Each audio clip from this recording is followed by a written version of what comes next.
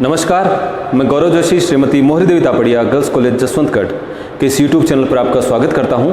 हम पढ़ रहे हैं प्रमाप लागत और प्रमाप लागत में हम पढ़ रहे हैं विक्रय विचरण। तो विक्रय विचरणों से संबंधित क्वेश्चन नंबर 18 सोल्व करके देखते हैं।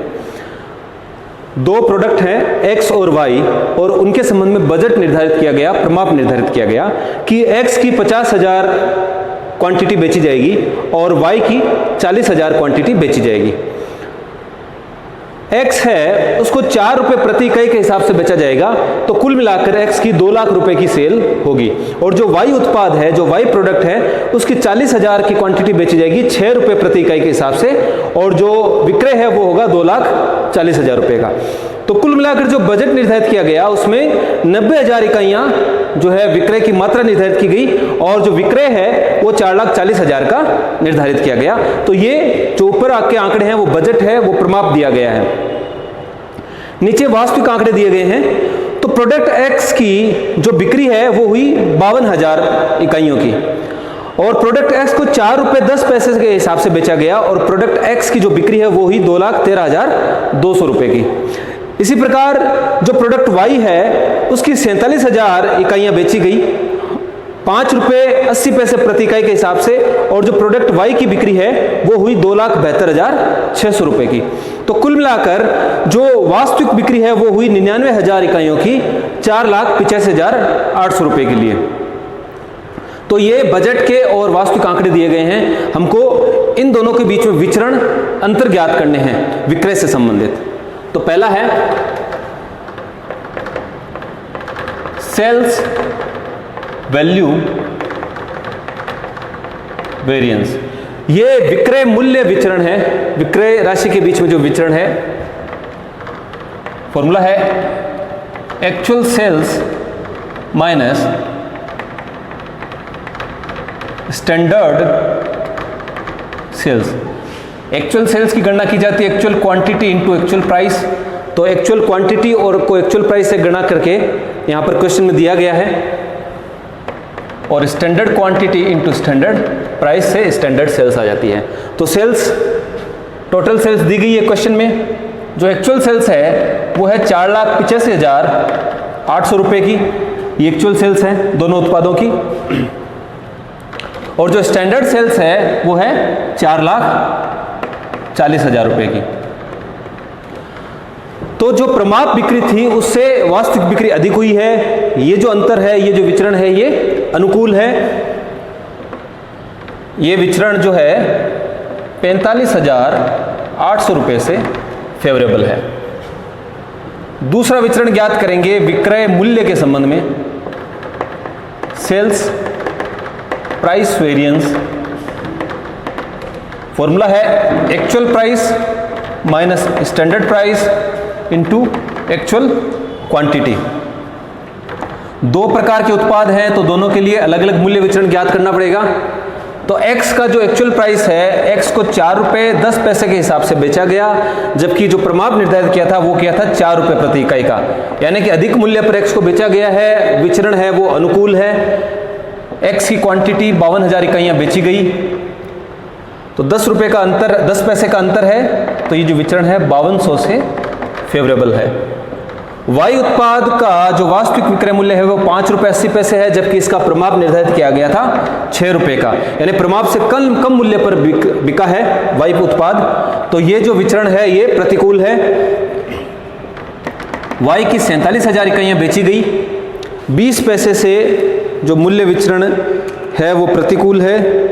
तो 0.20 को गुणा करेंगे 47,000 से, यह आता है 9,400 ए। दोनों का योग कर लिया जाएगा।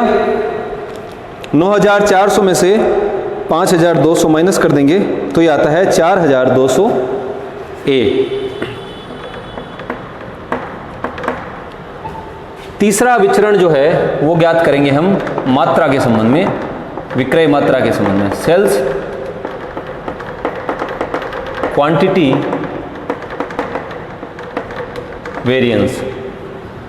Sales quantity variance actual quantity minus standard quantity into standard price. X और वाई दोनों के लिए अलग अलग ज्ञात करना पड़ेगा। तो एक्स की जो एक्चुअल क्वांटिटी बेची गई वो 52,000 इकाइयाँ थी, 52,000 की क्वांटिटी बेची गई वास्तव में, और जो स्टैंडर्ड निर्धारित किया था वो किया था 50,000 का, यानी कि वास्तविक मात्रा ज़्यादा बेची गई है, विचरण अनुकूल है, स्टैंडर्ड प्राइस है 4 रुपये, तो ये 8,000 से ये विचरण जो है अनुकूल है। दूसरा, वाई उत्पाद की वास्तविक विक्रय हुआ है 47,000 इकाइयों का, और जो प्रमाप निर्धारित किया था वो किया था 40,000 इकाइयों का, यानी वास्तविक बिक्री अधिक हुई है, इसलिए ये जो विचरण है ये अनुकूल है। स्टैंडर्ड प्राइस है एक्स का 6 रुपये,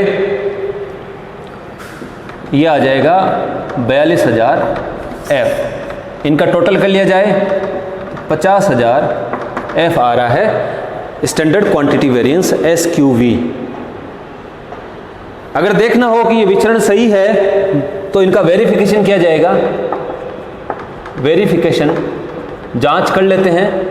जांच में sales value variance is equal to sales price variance plus sales quantity variance. Sales value variance है 45,800 एफ, सेल्स प्राइस वेरिएंस है 4,200 ए, और सेल्स क्वांटिटी वेरिएंस है 50,000 एफ। तो 50,000 एफ है सेल्स क्वांटिटी वेरिएंस, 50,000 एफ में से 4200 ए माइनस कर देंगे तो जो अमाउंट आता है वो आता है 45,800, यानी कि जो हमने जांच की इन विचरणों के संबंध में उस जांच पर हमारे विचरण खरे उतरते हैं। जो भी विचरणों की हमने गणना की है वो विचरण सही है। तो इस क्वेश्चन में हमने 3 विचरणों की गणना कर ली है, sales value variance, sales price variance और सेल्स क्वांटिटी वेरिएंस, और इन तीनों की हमने जांच भी कर ली है। चौथा वेरिएंस हम ज्ञात करेंगे सेल्स मिक्स वेरिएंस। 2 प्रकार के उत्पादों का मिश्रण है, यहां पर 2 प्रकार के उत्पादों के संबंध में मिश्रण बनाया गया था, एक्स और वाई, इनके परिमाप निर्धारित किए गए थे और फिर जो वास्तविक बिक्री दी गई है। तो जिस प्रकार से हम मटेरियल मिक्स वेरिएंस और लेबर मिक्स वेरिएंस ज्ञात कर रहे थे उसी प्रकार हम सेल्स मिक्स वेरिएंस भी ज्ञात करेंगे। जब एक से अधिक उत्पाद दिए गए हों तो मिक्स वेरिएंस ज्ञात किया जाता है। फॉर्मूला है actual quantity minus revised standard quantity into standard price. RSQ या रिवाइज्ड स्टैंडर्ड क्वांटिटी, जो स्टैंडर्ड क्वांटिटी है, जो बजटेड क्वांटिटी है, उसको रिवाइज करा जाएगा। क्यों किया जाएगा? क्योंकि जो हमने मिक्स निर्धारित किए थे, जो मिक्स के संबंध में एक्स और वाई की जो मात्रा निर्धारित की थी वो टोटल 90,000 इकाइयों में से निर्धारित की थी, लेकिन वास्तव में जो बिक्री की है वो 99,000 इकाइयों की है। तो ये जो मिश्रण बनाया है ये 90,000 इकाइयों में से बनाया है, और जो वास्तविक मिश्रण हमको जो प्राप्त हुआ वास्तविक बिक्री के बाद वो 99,000 इकाइयों में से प्राप्त हुआ है। तो ये दोनों अभी तुलनात्मक नहीं है। तो जो स्टैंडर्ड मिक्स हमने निर्धारित किया था उसको हमको 99,000 के लिए ज्ञात करना पड़ेगा। ये हमने 90,000 के लिए 50,000 और 40,000 ज्ञात किया। अगर हम 99,000 में से मिश्रण बनाते हो एक्स और वाई का तो वो कितना बनाते, वो प्रमाप मिश्रण हम क्या निर्धारित करते, तो वो पहले ज्ञात करना पड़ेगा। इसलिए रिवाइज स्टैंडर्ड क्वांटिटी ज्ञात करनी पड़ेगी for revise standard quantity for total actual mix के लिए। तो क्या होता है, standard quantity upon total standard mix into total actual mix. X और वाई दोनों के लिए रिवाइज्ड स्टैंडर्ड क्वांटिटी RSQ ज्ञात किया जाएगा। RSQ for X, RSQ for Y. तो एक्स की स्टैंडर्ड क्वांटिटी हमने निर्धारित की थी 50,000 इकाइयों की, वो 50,000 की क्वांटिटी हमने निर्धारित की थी 90,000 में से। तो अगर 90,000 इकाइयों का विक्रय किया जाएगा तो 50,000 इकाइयों की एक्स की बिक्री होगी। लेकिन अगर टोटल 99,000 इकाइयों का विक्रय के संबंध में अगर हम प्रमाप ज्ञात करते तो कितना करते एक्स के लिए, तो 50,000 इकाइयां हमने एक्स की निर्धारित की थी टोटल 90,000 इकाइयों में से। अगर 99,000 में से हम एक्स की इकाइयों का प्रमाप निर्धारित करते तो हम करते 55,000 इकाइयों का।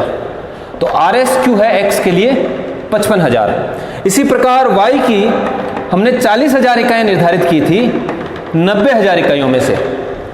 तो अगर Y की बिक्री का परिमाप निर्धारित करना होता 99,000 इकाइयों में से, तो कितना करते निर्धारित?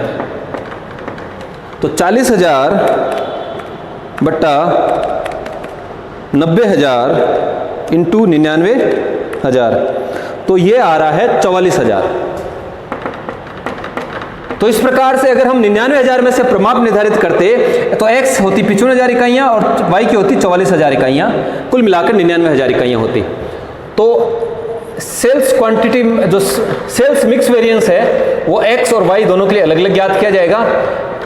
एक्चुअल क्वांटिटी है X की 52,000, मिक्स में 99,000 के मिक्स में 52,000 हमने X की क्वांटिटी मिलाई और 47,000 Y की जो है इकाइयाँ बिक्री हुई, Y उत्पाद की इकाइयाँ विक्रय की गई। और जो X के लिए जो रिवाइज स्टैंडर्ड क्वांटिटी है वो 55,000 है और Y के लिए 44,000। स्टैंडर्ड प्राइस है X का 4 रुपये और Y का 6 रुपये।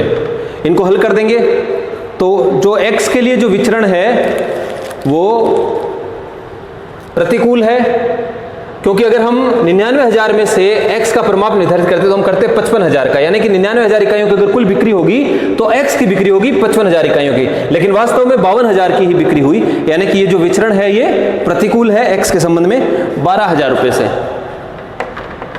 12,000 एडवर्स।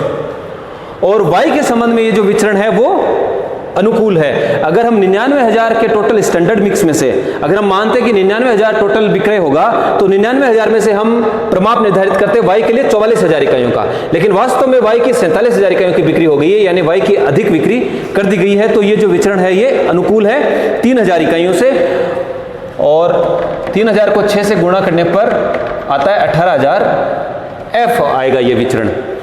तो इन दोनों का सम्मिलित विचरण देखें तो ये आ रहा है 6,000 F। तो सेल्स मिक्स वेरिएंस आ रहा है 6,000 F है, फेवरेबल है। पांचवा, सेल्स सब क्वांटिटी वेरिएंस।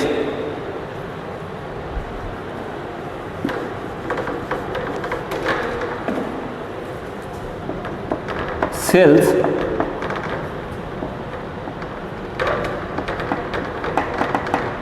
सब quantity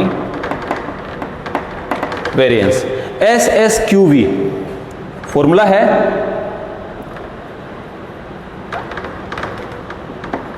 RSQ minus SQ into SP। X और Y दोनों के लिए अलग अलग ज्ञात किया जाएगा। तो X का RSQ है 55,000, Y का RSQ है 44,000 जो कि हम ज्ञात कर चुके हैं। स्टैंडर्ड क्वांटिटी X की है 50,000 और Y की है 40,000।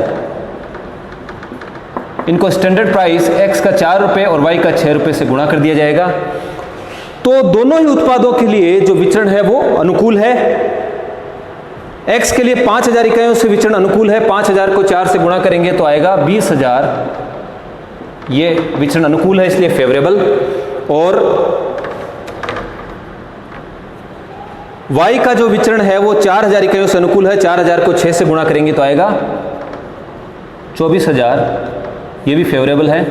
तो कुल मिलाकर दोनों का जो सम्मिलित विचरण है वो आ रहा है 44,000 F। तो सेल सब क्वांटिटी वेरिएंस है 44,000 F। तो जिस प्रकार से हमने पहले 3 विचरण जो sales value variance, sales price variance और सेल्स क्वांटिटी वेरिएंस की जांच की थी, वेरिफिकेशन किया था, इसी प्रकार हम आगे के 3 विचरणों का वेरिफिकेशन भी कर सकते हैं। तो दूसरा जो वेरिफिकेशन है, ये तो फर्स्ट और ये सेकंड जो वेरिफिकेशन है वो होता है sales quantity variance is equal to sales mix variance plus sales sub quantity variance. तो सेल्स क्वांटिटी वेरिएंस है 50,000 F, सेल्स मिक्स वेरिएंस है 6,000 F और सेल्स सब क्वांटिटी वेरिएंस है 44,000 F। तो इन दोनों का योग आ रहा है SMV और SSQV, इन दोनों का योग आ रहा है SQV के बराबर, जो कि है 50,000 F। तो इस प्रकार से हमने क्वेश्चन नंबर 18 में जो भी विक्रय विचरण थे सभी विक्रय विचरणों की गणना की है। मैं आशा करता हूं कि आपको ये क्वेश्चन और इसका सॉल्यूशन समझ में आया होगा। इस वीडियो को लाइक कीजिए, शेयर कीजिए, हमारे YouTube चैनल को सब्सक्राइब कीजिए। धन्यवाद।